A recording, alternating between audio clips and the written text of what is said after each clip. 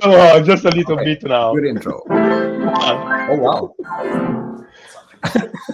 And now, All right. such a fast thing. A little jingle intro. Let's start. Let's hit it off. I can also do some playing if you want. Nice. Oh, nice. Okay, guys. So thank you for joining, guys. I see we have a little bit of an audience, and let's hit it off. So the theme is what do VCs actually mean when they say no? But let's frame it a little bit. I think a thing that struck me when I moved over from the entrepreneur side to the VC side was that as a VC, it's your job to say no. It's kind of, that's what you do most often. Like, 99 and 100 would be a no. As an entrepreneur, the no is life or death, meaning that I think it's a responsibility as a VC to be very careful about how to do that. So I guess let's talk about, like, what does that mean for us, but also let's talk a little bit about how can you get the most out of that no. But before that, I would like to introduce you guys. You guys know each other from a long time, I believe, right? Roberto. I'm trying to remember how many years ago, but I tell you that when I got to know how it looked much more beautiful than today, and no wrinkles. It was many years ago because we worked together at Bolton, right, Harry? No. That's right. So yes, I guess I joined in 2009. 15 years ago? Well, 12 years ago. So you'd already been there a year or two when I joined. And then I was there 2009 to 2015, I think. So I think we worked together, nearly 6 years. But you moved on. What do you guys do now? What do you do, Roberto, to the audience that doesn't know? Yeah, so I started a bit of a different type of venture firm. So we still a bit to do the same. I try to invest in the top European technology entrepreneurs. But we do that in a bit of in a strange way, in the meaning that actually the majority of the team at InReach are software engineers. And during the years, we have been heavily investing, we keep going doing that, in building a sort of a data platform that try to analyze the European technology ecosystem.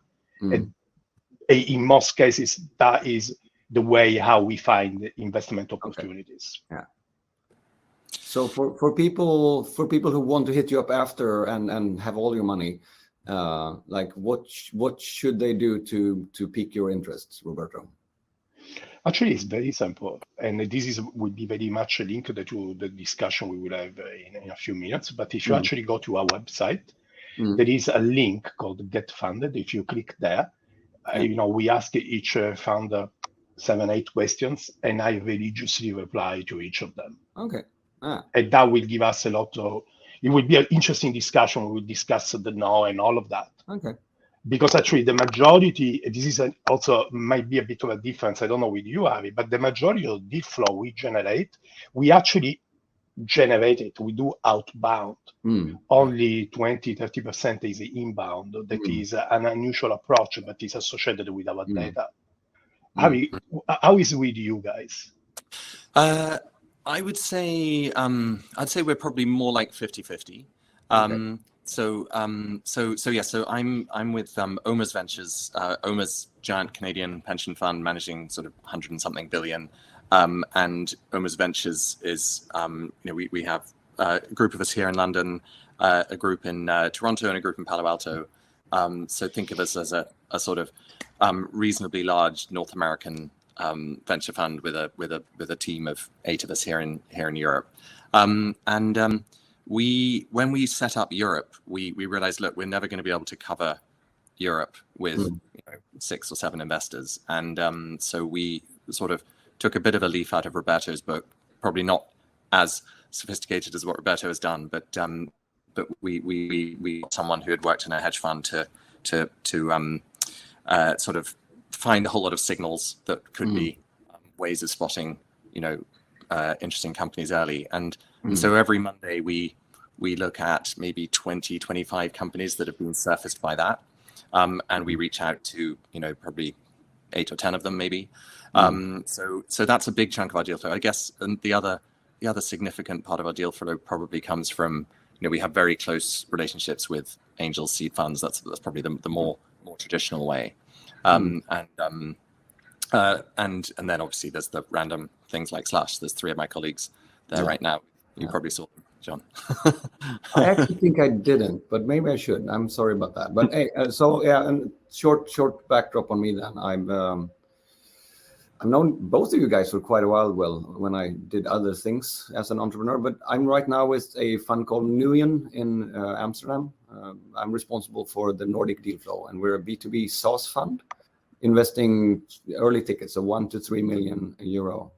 And I believe we have an actual investment together, Harry, with Deliverect, right? Which is one of our. Wow, yeah, that's quite a story. Sure is.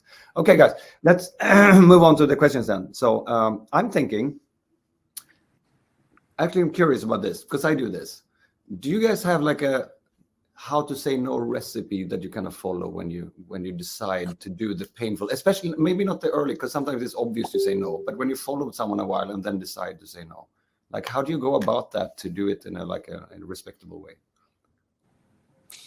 Shall I jump in? Sure, go. I mean, look, I think saying no is obviously like it's a really painful part of the job, but clearly we say no to something like 99% of companies we come across. And I guess you're right. Like for some, it's very simple. So it's kind of like it's sort of totally the wrong stage or a sector that we just don't cover or something like that. And sometimes actually in a meeting, it's very clear that this isn't right, and so you can actually say it in the meeting, which I think is often the best way because it's the fastest feedback, if you like. Sure. But then the difficult ones are the sort of look, this is clearly a good entrepreneur. This is doing something really interesting, but is it like in the kind of absolute top of the things we're going to see this year? Because what we're trying to deal with is we might make 8 investments a year as a fund. That means I, as a partner, might make 2, maybe 3 max, and so and I might meet a few hundred. So I mean, probably not quite that many, but certainly more than 100. And so there's a lot of really good companies that I'm still having to say no to, and that's just a painful process. And I sometimes find myself starting to write the kind of I need to say no to this company, and then I'm like, I just can't find the words because this is a really good company, and I feel like I'm making a mistake writing this. I'm going to do a bit more work. And that's partly prevaricating, but it's partly probably just the pain of saying no is because there's always that fear of is this the big one that I've said no to. So it is, but I'd say the recipe once you get there is it's something like first of all, admit that I'm not the expert here, right? I'm not in some superior position.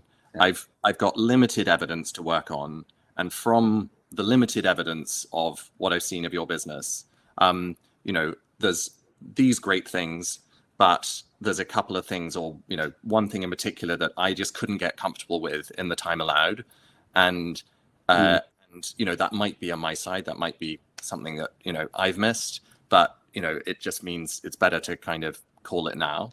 And then I'll usually try and suggest some other funds to talk to that might be a better fit, offer a couple of intros, and then obviously just try and say thank you for, obviously entrepreneurs' time is incredibly valuable. And it's always a privilege, I think, as an investor to spend, half an hour with a founder talking about their business. So, it's not like I see it as sort of, this has been hopefully not a waste of time, but this has been a privilege for me, and I hope that they, and I guess the most important thing to emphasize is just because I'm saying no doesn't mean I don't want the company to succeed. I very much hope it does. There's just only so many that we can invest in, and it might not be the right one. We might not be the right investor. Roberto. Yeah, I mean, I want to say a couple of things in addition to what Avi just said, to add a bit of color. First of all, let's be very honest. This job that we do, venture capital, which I feel a privilege, and I love it. Right? I do it because I love it, and I work and I try to build a company culture. We work, as crazy because we love what we do. Has got one negative side to it, right? The negative side is the fact that we, as you said since the very beginning, it's part of the job to say a lot of no. And that sucks. I mean, it is a dimension that really sucks because it's fundamentally a negative aspect, especially when you deal with people that spend their life to build something significant. To give you an idea of the scale, at InReach, we look at about 1,000 companies per month. Okay? So, we look at hundreds of companies in which we engage with the entrepreneurs. And therefore, you are, if you like or not, it's important to us to be aware of that. We are a source of negativity, right? I know people that in my life don't like me. I even remember them because, I told them not, and they took it as something personal. And, I think we need to accept that this is the negativity associated with this job. Then there is the question of how do we go about? And I will say, look, the biggest issue that nobody likes to talk about it in venture capital, that I always like to put it on the contrary on the front line, is we as a category, we are super bad operators, awful operators. So the reality is that most of people, the biggest problem in venture capital is not the no. The biggest problem in venture capital is that the community does not reply to entrepreneurs. We do not answer to entrepreneurs. Nobody want to speak about that, but it's something that is completely sucks. And if you speak to entrepreneurs, they in and they out, they tell you, well, I never got a reply. Well, I could not engage with that. There are some firms that go to the opposite extreme. They say, if you do not know somebody that knows me, you should not even get in touch. That is, if you think about it, totally crazy. Imagine if any of our portfolio company will say, well, look, I have too many customers, I don't reply. Can you believe it? No, you cannot believe it. But so how can you believe it is happening to venture capital? I think the truth is we as a venture capitalists do not see entrepreneurs as primary customers. And this is totally screwed up. And it's only the moment in which you will start thinking about as venture capital, the fact that the entrepreneurs are the customers, that will start doing things in a different way. So if a venture firm is not capable to answer to their customers knocking at their door, there is something wrong about the operational processes. Somebody should get fired instead of being considered cool because he does not reply. I apply a metaphor in my own head to check my ego in this, because we're sitting on a pile of money, and that is, as you said, extremely privileged to be able to do that, right? But if you let that get to your head, which, by the way, sadly, a lot of VCs tend to do, then you do the wrong thing. I guess you guys might have watched Downton Abbey, which is this story about this aristocratic family, right? And half of the story is about the aristocratic family, but half of the story is about the servants who help them. And they have this pride about their job. They're in servitude to this family, right? I think that that's the metaphor. We are in servitude to, well, it's the LPs, of course, because, we invest their money. And then there's the entrepreneurs, and then it's a dog, and then it's me. literally and if I forget that if I ever forget that, I do myself a disservice. So I actually think differently, because I think this tension between LPs and entrepreneurs is what has been confusing the industry about who is the customer. The truth is we are total parasites, and we depend on the success of entrepreneurs. 100%. And the world will be a better place because there are better entrepreneurs, not because there are better VCs. But in the best cases, of course, it happens because if your relationship with the entrepreneur, how you help them, that's kind of a necessity for your LPs to also be successful, right?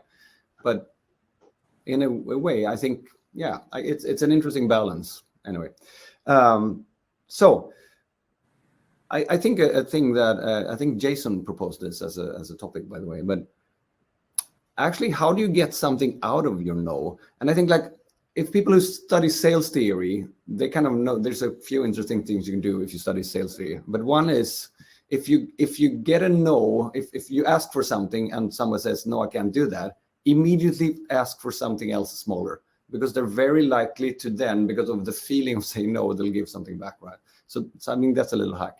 But how would you, if you think about it, how would you recommend an entrepreneur, when you actually say no to them, to at least get the most out of that conversation? Roberto? Yeah, I mean, look, the obvious answer is it depends, because you can have a no at a different level of engagement, right? You can have a no that basically happens very quickly. Okay, so the way how I think about assessing a startup, which if we like or don't, it's something we need to do, right? We cannot invest in everything, so we need to make a judgment, a business judgment. Sometimes a business judgment can be right, sometimes it can be wrong, but we must do that because we cannot invest in everything. So my technique, the technique we have developed at InReach, it's a very simple one, right? We think of a startup as an onion, in which there are some dimensions in which we look. That is basically the people, the product, the market, the risks associated. And then we always look at the same variables, just a different depth of this onion. So we have a first layer, there's a second layer, third layer, keep going into what we call the deep qualification process. So the truth is, if we say no to the first layer of the onion, obviously there is some level of engagement. If we say no at the third or the fourth level of the onion, by definition, there is a different level of engagement with the entrepreneur. So the obvious question is, when you get a no, try to understand why somebody is saying no. And obviously, the more you go deeper into the engagement with the investor, the more insightful can be done. And I can tell you a story that I think everybody actually might love it. I don't even know if I remember that. But for example, when I was at Boulderton, I invested in, at that time, a very small company called Contentful. That today it's worth about $3 billion. Okay, and I invested. There were 2 people in the company. Okay, but at the very beginning, to be super honest with you, I passed it.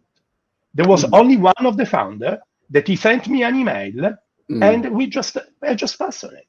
And then this guy, kept going sending emails, like email number 1, email number 2, email number 3, email number 4, and try to get an answer. Okay, but why?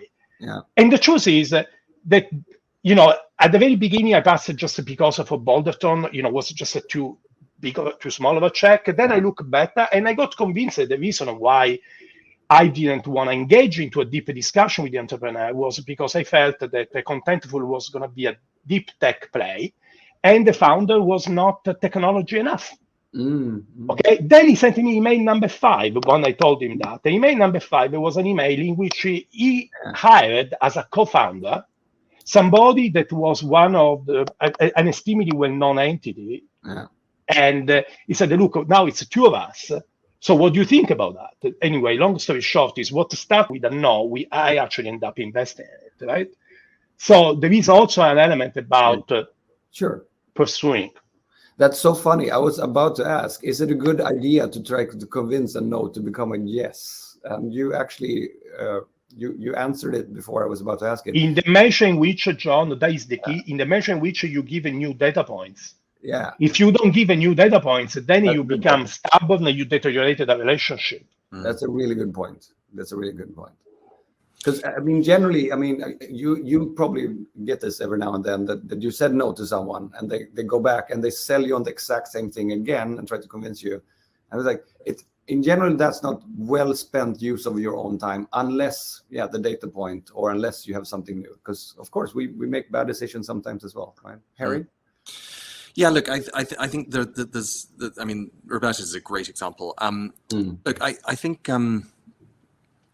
there are ways to sort of end on a positive relationship with some sort of next step, and then there are ways to kind of damage the relationship. So I think a way to damage the relationship is would be to kind of personalize it, and I have known this a few times. Luckily, it's not very common, where it's like kind of, oh, I feel like you're turning me down because I don't know, I'm not like in the right sort of demographic, or I'm whatever, like or making it sort of somehow like, well, I've spoken to lots of VCs, you've all turned me down, you know, I hate VC, that kind of thing. Rather, I think the way to make it a positive is to sort of say, rather like, okay, what can I do? And by the way, you know, I enjoyed our engagement. Hopefully I learned something. And it sounds like from what you're saying that if I were to come back in 6 months' time, having addressed this concern, you know, would it be worth having a further conversation, for example? That, by the way, can be really positive. I mean, I can think of, you know, a number of founders where I've met them at sort of seed. You know, there were a couple of things I was concerned about, and then I've met them 6, 9, 12 months later, and they've addressed those, and they've maybe exceeded my expectations, and we've subsequently invested. And so I do think try and leave it on a positive note.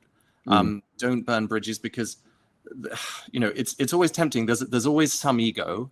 You know, I used to run a startup, and you know, we tried to raise investment from a few people, and there's a bit of like, you know, I think this is the most important thing in the world, and it's my whole life, and you've just told me that you don't think it's interesting enough to invest. You know, I could take that personally, or I could think, well, okay, so what do I need to be so that you would invest? And, you know, actually I do like you, and I would like to work with you, and that leaves, you know, a positive behind. And so yeah, I would always try and err on the side of being grateful, being polite, because the other thing you've got to think about is, you know, we are, as Roberto described, we're going through sometimes quite a kind of sort of painful process of saying no a lot. And if someone kind of like comes back at you with a punch in the face, you know, you're always going to be slightly, just avoid that person. You know, we had a really awkward engagement. It didn't work out, you know, whatever. I was too slow making my mind up, whatever. And you feel this sort of tension. It's like a kind of bad breakup. Whereas hopefully, you know, instead it can be like a positive. It can be a kind of, look, you sure we didn't invest, but we still like each other. We respect each other. We and potentially there is an opportunity further down the line. It's very waffly. Interesting. Let's see, we had a question in the audience here. Is that something investors value if a no is a given concluded some to-dos, and if one reaches back to them after those items are fixed? I guess we kind of answered that, didn't we? Yeah. Look, I mean, let's face it. There are going to be some companies where, you know, the unsaid thing is that, you know, we weren't impressed by the founding team. Like, you're never going to say, or maybe sometimes you might sort of hint at it, but you know, sometimes you'll meet a team and you'll just think, look, you know, you're good, but you're not great, and you'll come up with an excuse, but you don't want to obviously say that. And obviously we can be wrong on that, but that might be a judgment. But quite often it's something else. It's something like, look, you know, we're not convinced there's true product market fit yet, for example. And the reason for that is, you know, like the customers that are using it don't seem to be loving the product that much. You know, they're not, I don't know, the retention isn't good enough, or the engagement isn't high enough, or the reviews aren't great enough, or something like that. And or it might be, I don't know, like, you know, we like you, but we weren't impressed by the next tier of management that we met.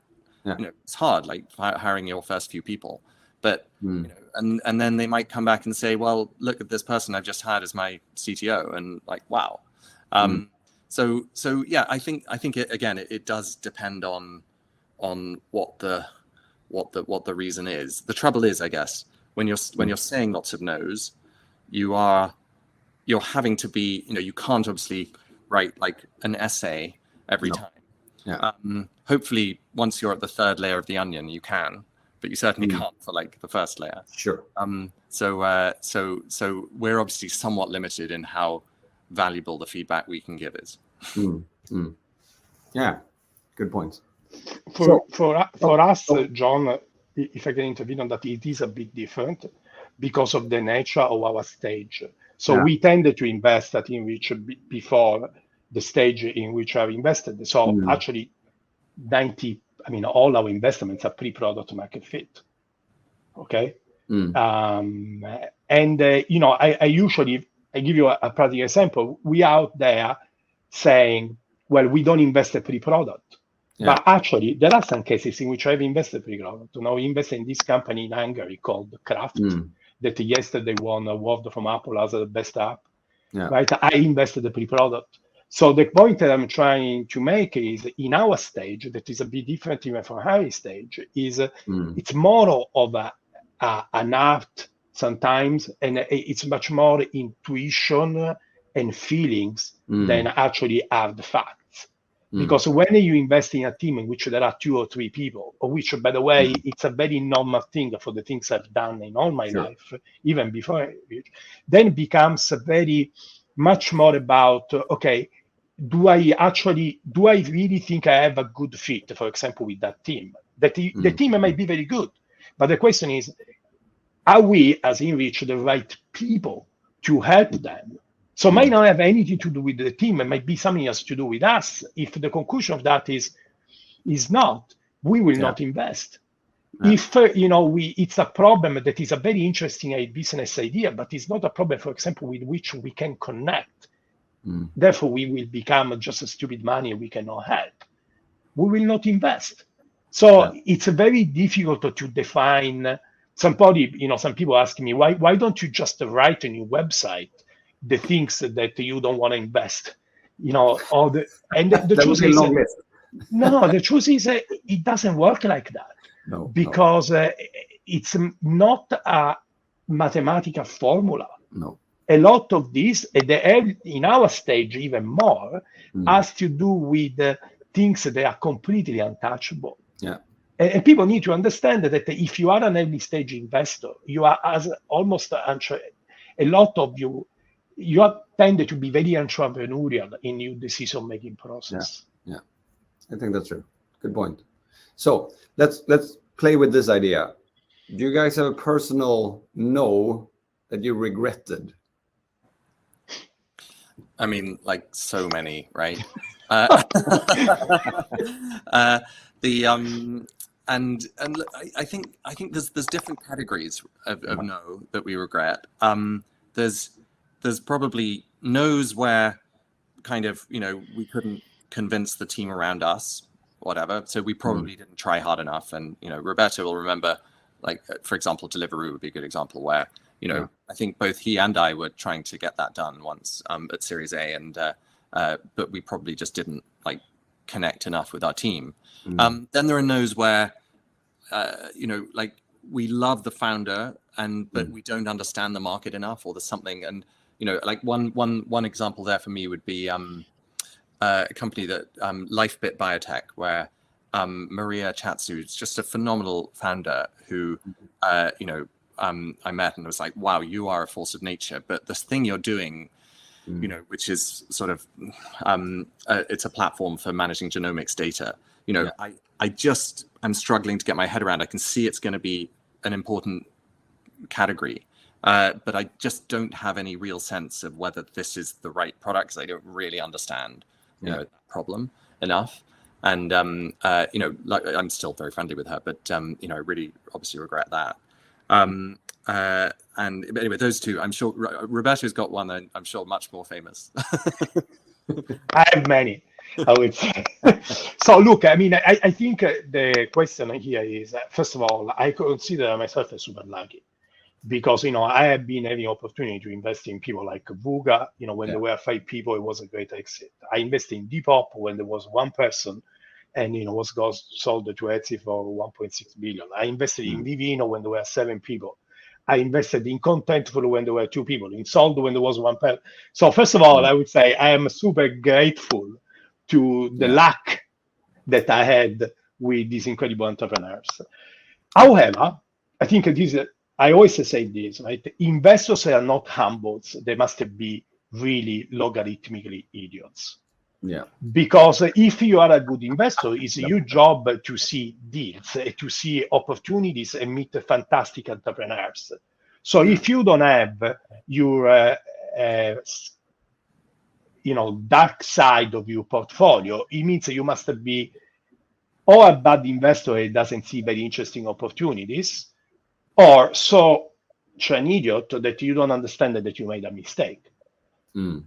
So, look, on my side, I mean, there are the categories I think are the same, but then obviously I'm one of the best entrepreneurs that I really try everything I could to invest on is Daniel Eck, and I'm still very sad that I've not been part of the Spotify journey.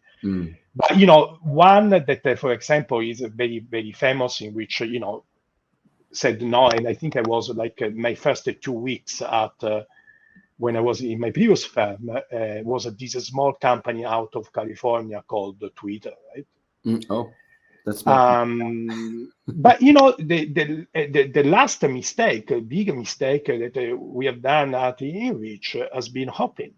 We look at hopping before anybody else. There was no seed company, there was nobody.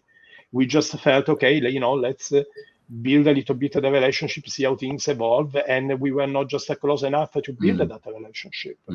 So, look, I have hundreds of companies that I regret that I've not been part of. Yeah.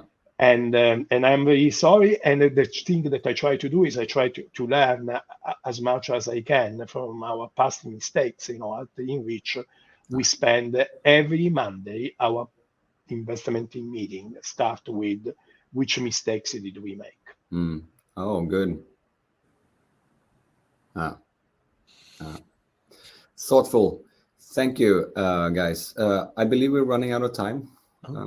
Half an hour. That was quick.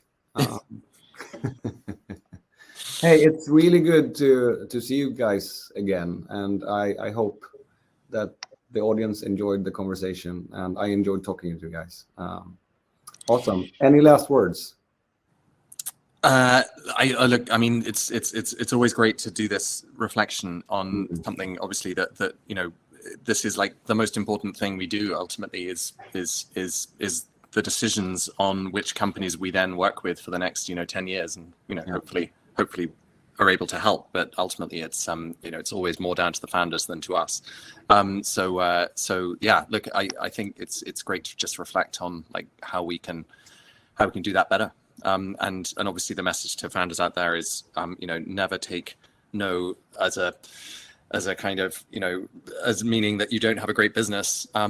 Just keep working at it. Yeah. Roberto? Yeah, I mean, I guess look, it's a little bit an extension of what just Harry said. I think the relationship between investors and entrepreneurs is what I like to call a mutual discovery process.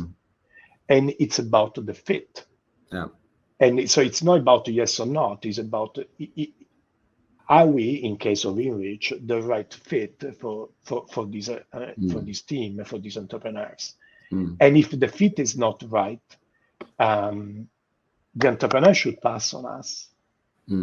And we should pass on that, because if the fit is not right, it's just not going to work.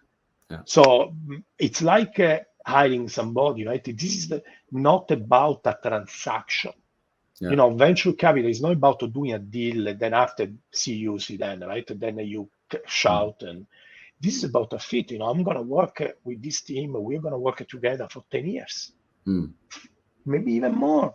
You don't know. So if the fit is not right, the entrepreneur has got the same right to pass on the investor that the investor has on the entrepreneur. And by the way, I did have some very great example of some entrepreneurs that said, you know what, this is just not the right fit for us. And I have tons of respect for it.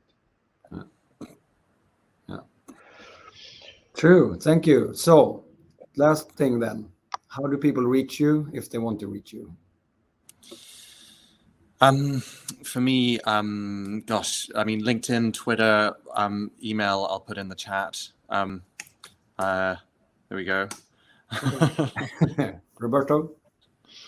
Look, the best is, as I mentioned, go to our website. If you want to talk about a specific business idea, go there. I'm very religious in replying to each single inbound, in a couple of days. Yeah. And otherwise, any means of communication that you wish, I think, that means Twitter, Facebook, LinkedIn, email, whatever you want. I'm at InReach. We work very hard to reply to each single entrepreneur in the fastest possible way. We think we provide a service business, and our customer is the entrepreneur. Yeah. Cool. Thank you. I am john@newion.com. Email is absolutely best. Thank you, guys. Been a pleasure. And sorry, Yes, John, just to understand, what's the Q&A logistics now? Oh, it's a Q&A. Do we need to do something? Interesting. I missed that. I can hang out a few minutes more, but you guys are free to do what you want. We have when it comes to investing in startup early stage in Africa, do you have a different metric system? I guess it's the question, do we think about it in a different way? Is that the question? Or because I guess it's not imperial versus metric system that we're talking about here, right?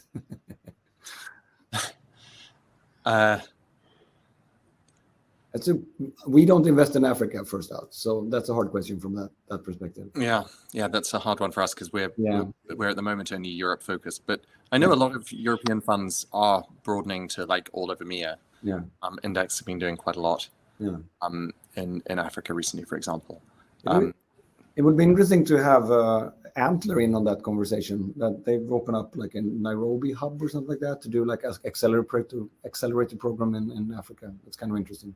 But I don't know. I think essentially, I guess Africa is much more mobility than desktop first out, I think, because I can skip the whole computer thing. And I would also guess that it's going to sound a little bit prejudiced perhaps, but I think what used to work in the rest of the world 5 years ago might be excellent opportunities for Africa. So I would probably do some stuff like that. But yeah. That was the Q&A I found. I don't see anything else. So cool. Thank you, guys. Ciao. It was a pleasure. Thanks, John. That was great. See you. All right. Ciao. Cheers. Bye.